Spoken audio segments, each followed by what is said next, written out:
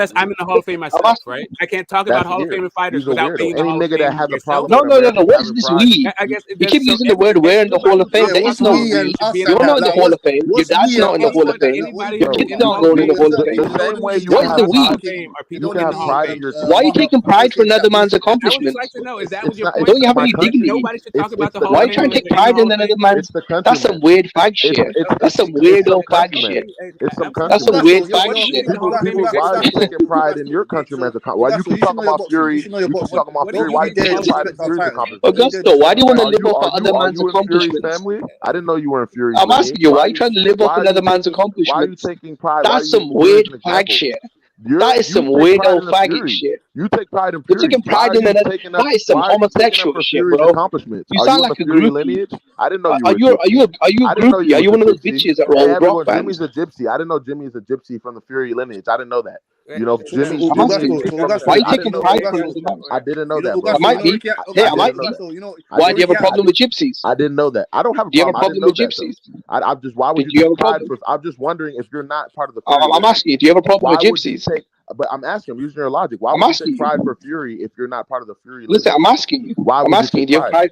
Do you have a problem with gypsies? Pride? I'm just using your logic, bro. I don't I'm have a asking problem you. Keep bringing up gypsies. Do you have a problem with them? I have no why. I'm using your logic, nigga. Why would you take pride in somebody you're not from? I'm asking you. Why are you taking pride in another man's accomplishments? That's what you're doing. Isn't that weird though, as a man? You are doing with Fury. You Isn't that weird as a brought up man? Fury on multiple if you're in occasions. the Hall of Fame. You brought up What is we though?